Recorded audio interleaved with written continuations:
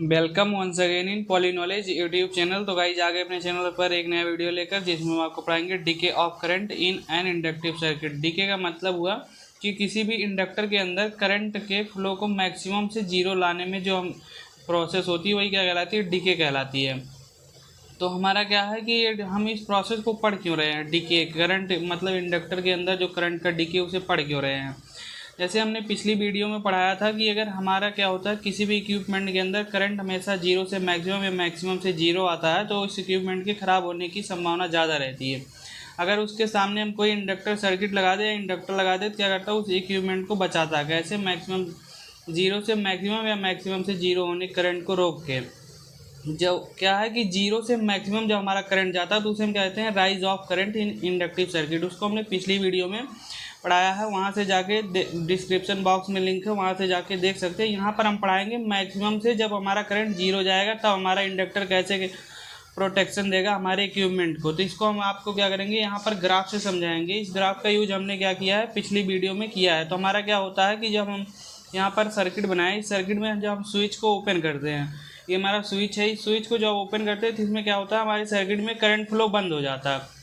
जैसे ही हम स्विच को ओपन करते हैं हमारा जो वोल्टेज क्या रहता है, मैक्सिमम रहता है। ये हमारा डीसी वोल्टेज है।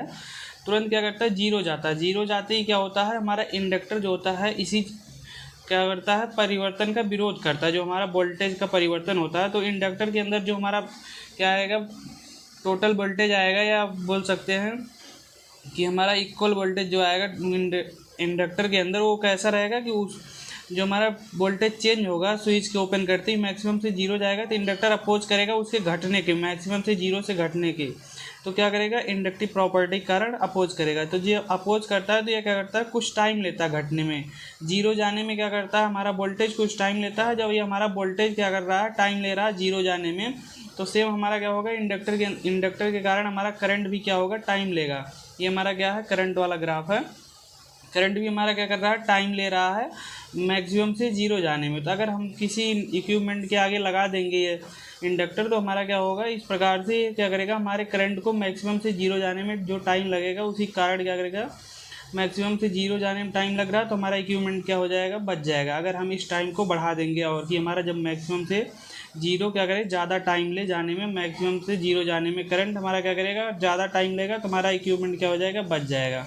तो इस टाइम को हम बढ़ाएंगे कैसे, इसके लिए हम क्या करेंगे, आपको यहाँ पर इसका डेरिवेशन दिखाएंगे। ओके, तो ये हमारा क्या है, सर्किट है। इस सर्किट का यूज़ करके हम डेरिवेशन को यहाँ पर दिखाएंगे। तो हमारा क्या है, इस सर्किट है। जब इस सर्किट को हम क्या करते हैं, स्विच ओपन करते हैं तो हम इसमें क्या लगाएंगे, केवीएल लगाएंगे। और केवीएल लगाएंगे तो जैसे ही हम पहले क्या था, यहाँ पर सर्किट क्लोज था। जब हमने क्लोज था तो इसमें क्या था, इसमें भी ईएमएफ था, इसमें भी ईएमएफ था। और जैसे ही हम इसे क्या करेंगे, ओपन करेंगे तो ओपन करते पॉइंट हम क्या करेंगे, यहाँ पर केवीएल लगाएंगे। तो केवीएल हमारा क्या होगा, इसमें भी लॉसेस होंगे, इसमें भी लॉसेस होंगे।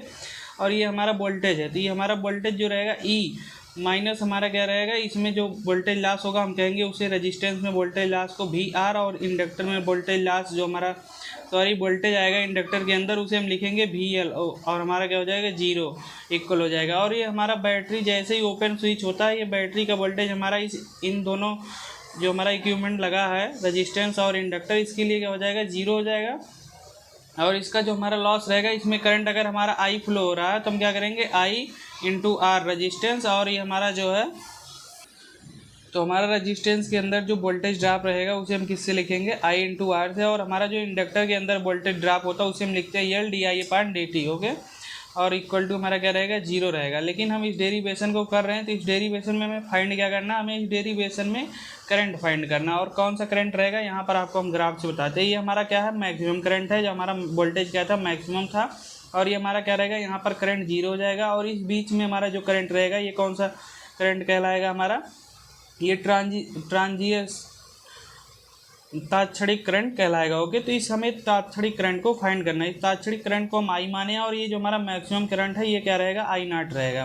तो हम इस आई को फाइंड कर लेंगे। तो हम देखेंगे इस आई को इस पॉइंट पर पहुंचने में कितना टाइम लग रहा है, इस पॉइंट पर पहुंचने में कितना टाइम लग रहा है, इस पॉइंट पर पहुंचने में कितना टाइम लग रहा है। तो इसी हम टाइम को तब बढ़ाएंगे। ओके, तो हम इस आई को फाइंड करेंगे। तो आई को फाइंड करने के लिए हम क्या करेंगे, यहाँ से आई अभी हमारा तात्क्षणिक है, इसको हम क्या करेंगे, समाकलन करेंगे। समाकलन करने के लिए हम आई आर को उधर ले जाएंगे। ये हमारा क्या हो जाएगा -L/di/dt बराबर हो जाएगा I इंटू आर। हमारा जो इधर I है हम इसे इधर ले आएंगे और L और dt को उधर ले जाएंगे इक्वल के। ये हमारा क्या हो जाएगा di/i हो जाएगा और इधर हमारा क्या है माइनस रहेगा और ये हमारा r/l हो जाएगा और इधर आ जाएगा dt।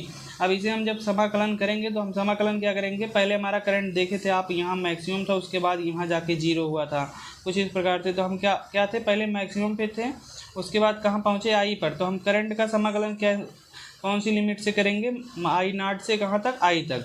और हमारा जो टाइम रहेगा वो टाइम हमारा क्या रहेगा 0 से t ही रहेगा। ओके, तो इस प्रकार से हम जब इसका समाकलन करेंगे तो इसमें लिमिट रखेंगे हम क्या, इस माइनस को हम क्या करेंगे इस साइड कर लेंगे। अभी ये हमारा क्या है R और L कांस्टेंट है, क्योंकि R भी रेजिस्टेंस कांस्टेंट रहेगा और जो इसमें इंडक्टेंस रहेगा वो भी कांस्टेंट रहेगा। इस माइनस को हम उस साइड अभी ले जाएंगे। ओके, हम यहाँ पर लिखेंगे I0 और I, ये हमारा लिमिट लग गया है और हम यहाँ पर क्या करेंगे di/i कर देंगे और हमारा रहेगा -r/l और ये हमारा रहेगा 0 से t dt। अब इसका हम जब समाकलन करेंगे तो समाकलन करके हमें यहाँ पर I का मान फाइंड करना है। तो ये हमारा क्या हो जाएगा log I आ जाएगा इस समाकलन में, जिसे हम लिखेंगे I0 लिमिट और I -r/l और इसका जब समाकलन करेंगे t आ जाएगा, t का मान 0 और t, और इस मान को जब रखेंगे तब भी ये कितना आएगा t ही आएगा। और यहाँ पर जब हम मान रखेंगे तो सबसे पहले I रखते हैं तो log I minus log I0 आ जाएगा और बराबर हो जाएगा -r/l और ये हमारा हो जाएगा t। हमने इस मान को रख के t ही आया। तो इस प्रकार से हमारा क्या हो जाएगा, इसको हम जब करेंगे log I/I0 हो जाएगा, क्योंकि इसको जो हम इतना लिख सकते हैं। ओके, I/I0 और ये हमारा हो जाएगा -r/l इंटू t।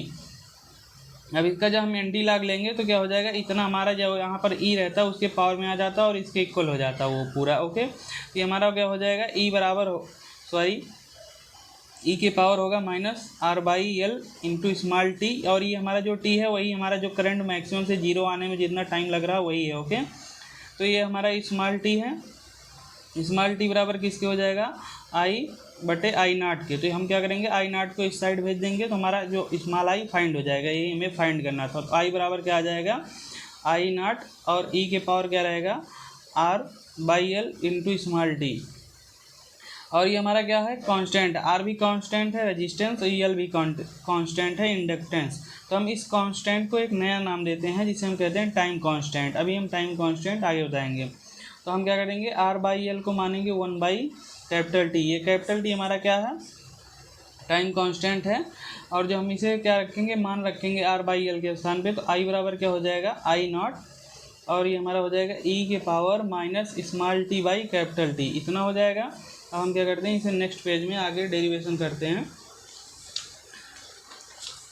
तो जो हमारा आ गया I बराबर कितना आ गया I0 e के पावर क्या रहेगा -t by capital T। Okay, इतना आ जाएगा। अगर हम ये स्मॉल t जो हमारा कौन सा टाइम है वो जो हमारा मैक्सिमम से 0 आने में लग रहा है, तो अगर हम इस t को क्या मान लेते हैं इस कैपिटल T के मान लेते हैं बराबर, क्या ये हमारा कैपिटल T है टाइम कांस्टेंट के बराबर अगर मान लेते हैं तो हमारा क्या हो जाता है जो हमारा तात्क्षणिक करंट है वो क्या हो जाता है मैक्सिमम करंट का। यहाँ पर जब हम इसे एज्यूम किए हैं तो ये e पावर क्या हो जाएगा -1 हो जाएगा। e पावर -1 को लिख सकते हैं 1/e और 1/e का मान होता है 0.368 और हम इसे अप्रॉक्सीमेट क्या कर सकते हैं 0.37 कर सकते हैं। तो हमारा क्या हो जाएगा I0 और ये हो जाएगा 0.37 हमने वैल्यू रख दिया और इसे जब हम परसेंटेज में कन्वर्ट करते हैं तो हमारा हो जाता है I0 और ये 37%। ओके, तो ये हमारा क्या हो जाता है जब हम इसे जो हमारा मैक्सिमम से 0 आने का टाइम था उसे जब हम टाइम कांस्टेंट के बराबर एज्यूम करते हैं तो हमारा क्या बचता है ये जो हमारा ट्रांजिएंट करंट है ट्रांजिएंट वो मैक्सिमम करंट का 37% भाग ही बच पाता है, मतलब कम होते होते 37% आ जाता है। कितने टाइम में इस टाइम कांस्टेंट के बराबर टाइम में। लेकिन हम क्या करते हैं 37 नहीं हमें 0 करना है तो हम क्या करते हैं इसे और टाइम देते हैं, हम इस टाइम कांस्टेंट का 2 गुना कर देते हैं। टाइम 2 गुना टाइम देकर देखते हैं कितना बचेगा। तो जब हम 2 गुना टाइम देते हैं देखते हैं कि ये जो हमारा मैक्सिमम करंट का कितना भाग बचता है 14%। कितना बचता है ये जो हमारा ट्रांजिएंट करंट है। तब फिर 14 से हमें क्या करना और कम करना, तो हम क्या करते हैं इसे और टाइम देते हैं 3 टाइम कांस्टेंट के बराबर टाइम। तो देखते हैं कि हमारा 5% बचता है। अब 5% से भी नीचे आ जाता है तब जब हम इसे टाइम कांस्टेंट का 4 गुना टाइम लेते हैं तो ये मैक्सिमम करंट का कितना भाग बचता है, 2% भाग बच पाता है। ये हमारा ट्रांजिएंट करंट। तो हमें क्या करना है, एकदम ज़ीरो करना था, तो 2% बचा है, तो मतलब ज़ीरो के करीब आ गया है। लेकिन कितना टाइम लेकर, 4 टाइम कांस्टेंट, मतलब हमारा ये टाइम कांस्टेंट है, इसके मतलब 4 गुना टाइम लिया, तब जाके ये क्या हुआ, मैक्सिमम करंट का 2% बचा। मतलब हमें ज़ीरो होने में 4 टाइम कांस्टेंट के बराबर टाइम देना पड़ा। और ये हमारा जो टाइम कांस्टेंट है, अगर इसे ही हम बढ़ा दें तो ये हमारा क्या हो जाएगा, और ज़्यादा टाइम लगेगा। और जो कि हम वही चाहते हैं कि हमारा वो मैक्सिमम से ज़ीरो आने में ज़्यादा टाइम ले। और इसे हम टी को कैसे बढ़ाएंगे, हमने बताया था कि टी बराबर होता है, 1/t बराबर हमने बताया था आपको R/L। और हमारा जो टी बराबर हो जाएगा, क्या हो जाएगा, L/R।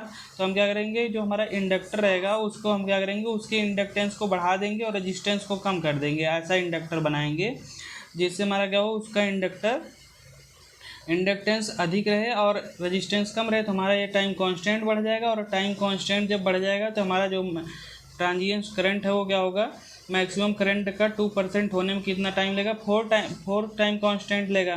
तो ये जो हमारा यही ज़्यादा है, 4 टाइम कांस्टेंट जब 4 से मल्टीप्लाई होगा, मतलब और ज़्यादा हो जाएगा, उतना टाइम लगेगा इसको ज़ीरो आने में। तो हमारा इक्विपमेंट क्या होता है, बार बार करंट ज़ीरो से मैक्सिमम या मैक्सिमम से ज़ीरो आने में ज़्यादा टाइम लेने लगता है, तो हमारा इक्विपमेंट उससे बच जाता है। ओके, तो इस प्रकार से हम उससे बचाते हैं। और हम आपको बता दें टाइम कांस्टेंट क्या होता है। जब हमने कांस्टेंट, वह टाइम कहलाता है जब हमारा क्या हो, ये जो हमारा ट्रांजिएंट करंट है वो मैक्सिमम करंट का 37% पहुंचने में जितना टाइम लेगा, वही हमारा क्या कहलाएगा, टाइम कांस्टेंट कहलाएगा। ओके, थैंक यू दोस्तों। अगर आपको हमारा वीडियो अच्छा लगा हो तो लाइक शेयर सब्सक्राइब करें, और हमारा इसकी पिछली वाला वीडियो जाके देख लें, जीरो से मैक्सिमम जाने में कैसे हमें इंडक्टर प्रॉपर्टी बढ़ानी होगी। थैंक यू दोस्तों।